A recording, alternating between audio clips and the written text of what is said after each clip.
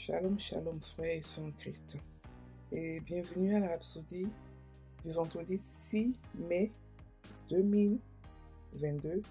Rhapsodie écrite par le pasteur Christ Oyakilome. Et la lecture vous est offerte par les vérités de l'évangile. Le thème d'aujourd'hui est son amour manifesté en vous.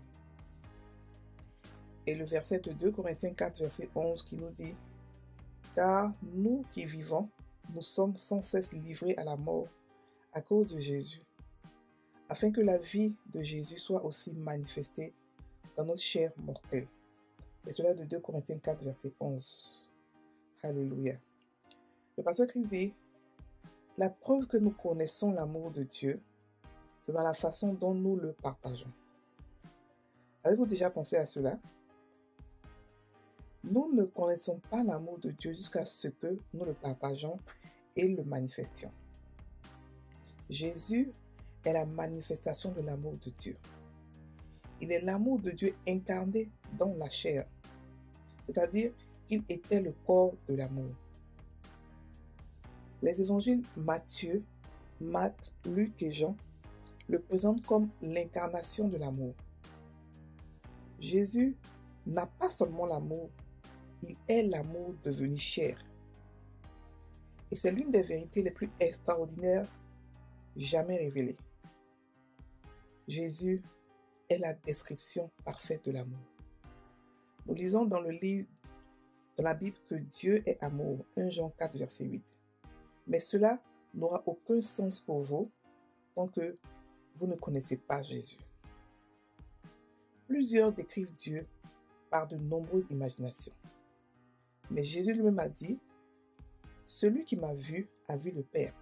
Et cela est dans Jean 14, verset 9. Alléluia. La Bible dit: tel il est, tel nous sommes aussi dans ce monde. Et cela est de 1 Jean 4, verset 17. Le plan de Dieu est de se révéler lui-même, son caractère, sa capacité et sa nature d'amour et de justice à travers chacun de nous. L'expression de son amour en vous et à travers vous est un indicateur clé de la croissance spirituelle. Vous êtes vraiment spirituellement mature lorsque l'amour de Dieu s'exprime de plus en plus dans vos paroles, dans vos pensées, dans votre attitude et dans vos actions. Marcher dans l'amour est la manifestation de la vie et de la nature de Christ qui est dans votre esprit. Dieu soit loué. Fin de la Rhapsodie. Alléluia. Ici, le pasteur nous parle de l'amour. L'amour envers notre prochain, l'amour envers notre frère, l'amour envers les païens. Ici, il ne fait pas de distinction d'amour pour dire l'amour spécifique, non. Il parle de l'amour de Dieu, qui est un amour inconditionnel. Il explique que l'amour se caractérise par la manière dont nous la partageons. Comme si c'est pour expliquer que l'amour, parce que l'amour est un choix. La Bible dit dans Romains 5,5 que l'amour de Dieu a été répandu dans nos cœurs par le Saint-Esprit qui nous a été donné. Mais cet amour-là, elle est là en semence. Et nous devons prendre la décision de pouvoir la partager. Mais lorsque nous la partageons, c'est une preuve que nous connaissons l'amour de Dieu. Mais lorsque nous décidons de ne pas la partager, on ne connaît pas l'amour de Dieu. Quelle est la preuve que nous avons l'amour de Dieu en nous? Donc la preuve palpable, c'est lorsque nous commençons à la partager. Lorsque nous décidons d'aimer notre prochain, quel que soit ce qui se passe. Et de manière inconditionnelle. L'amour de Dieu ne dépend pas de ce que la personne a fait. L'amour de Dieu ne dépend pas de ce que comment la personne se comporte, comment la personne parle. Non. L'amour de Dieu, il est inconditionnel.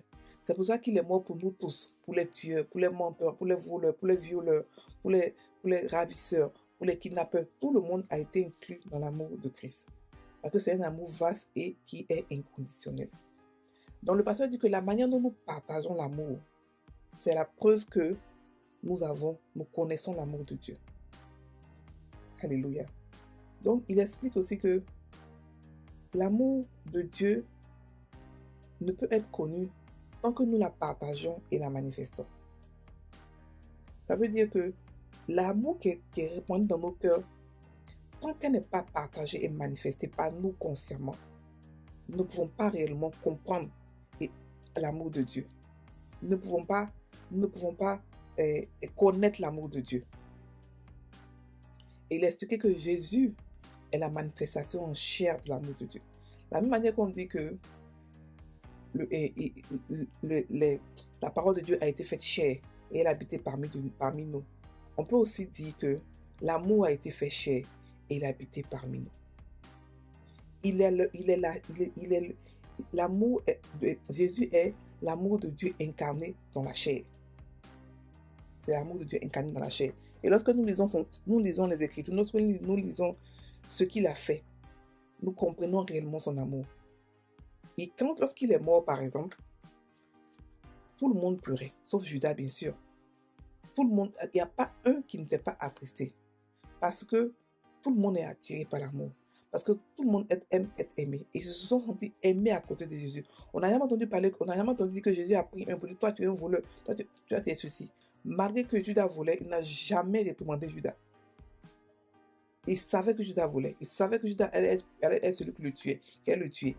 Il n'a pas dit, mais celui-là même, il croit que quoi? Non. Il n'a pas pensé à juger. Il a traité Judas comme tout le monde, avec amour. Il est l'incarnation de l'amour. Donc, beaucoup de personnes essaient de définir, d'imaginer Dieu et ceci, mais le dernier nom de Dieu, c'est l'amour. Parce que dans l'Ancien Testament, il a donné tous les noms possibles. Jéhovah Jireh, Jéhovah Rapha. Dans le Nouveau Testament, il a dit quoi? Je suis amour. Dieu est amour.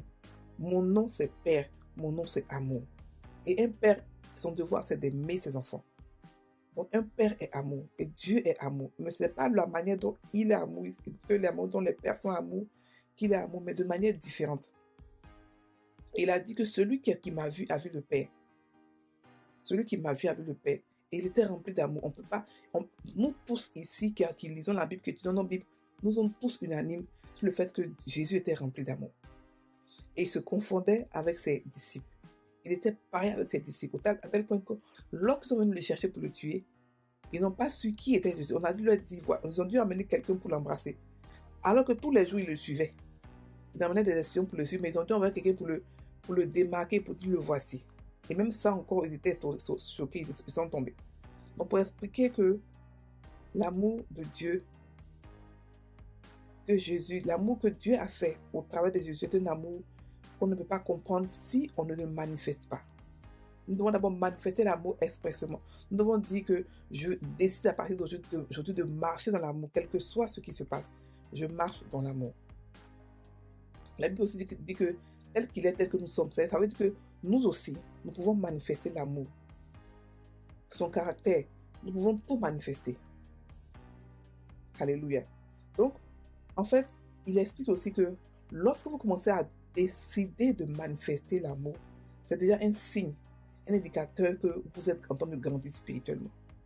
Et lorsque vous êtes en train de manifester l'amour et que vous voulez encore manifester encore plus, c'est encore un autre niveau de spiritualité. Vous pouvez prendre ça comme un baromètre pour pouvoir mesurer votre maturité en Christ. Quand vous commencez à exprimer l'amour dans vos paroles, dans vos pensées, dans votre attitude, dans vos actions, alors on sait que vous êtes immature spirituel. Ce n'est pas tout le monde qui peut manifester l'amour expressément. Il y a beaucoup de personnes qui ont des dons, beaucoup de gens qui ont de grands ministères, mais qui ne peuvent pas manifester l'amour, qui ne comprennent même pas l'amour. Ils se disent que c'est l'amour c'est quelque chose qui doit venir seul, que Dieu met dans ton cœur, que c'est automatique. Non, c'est quelque chose que tu dois décider d'avoir, décider de manifester. Et quand tu décides de manifester, il va venir. Il va venir parce qu'on a tous reçu la mesure. Mais lorsqu'on grandit spirituellement, c'est par ça que Dieu nous mesure spirituellement. C'est par ça qu'il dit que mon enfant doit grandir spirituellement, parce qu'il manifeste beaucoup plus d'amour. Et lorsque vous manifestez l'amour, tous vos dons s'explosent. Et comment manifester l'amour? On peut manifester l'amour pendant la décision, mais aussi comment fortifier, comment faire grandir son amour, c'est en pratiquant. En pratiquant. Au début, ce ne sera pas facile, parce qu'au début, ce sera quelque chose de nouveau pour vous. Mais si vous priez beaucoup en langue, si vous mettez sur 1 Corinthiens 13, si vous mettez sur l'amour, si vous mettez sur l'amour, si vous avez une relation avec Dieu, vous avez une intimité avec Christ, si vous étudiez beaucoup la parole de Dieu, vous allez être forcément rempli de l'amour de Dieu. vous allez facilement aimer. L'amour, elle a l'air difficile, mais elle est facile à le faire parce que ça ne... Tu dors la nuit en paix parce que tu as aimé, parce que tu aimes. Donc nous devons marcher dans l'amour. L'amour est la manifestation de Dieu. Dieu est en nous. Nous sommes son temple, il est notre Dieu. Et Dieu est amour. Nous aussi, nous pouvons dire que nous sommes amour. Parce que tel qu'il est, tel que nous sommes. Alléluia.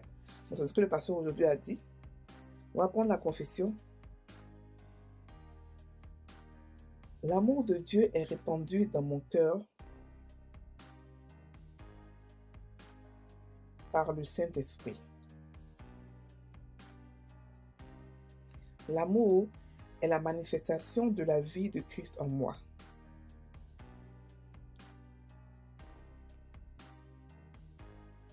Je grandis dans l'amour de Dieu, le manifestant partout. De plus en plus à travers mes paroles, mes pensées, mes attitudes et mes actions. Alléluia. Frères et sœurs en Christ, passez une très bonne journée. Soyez bénis.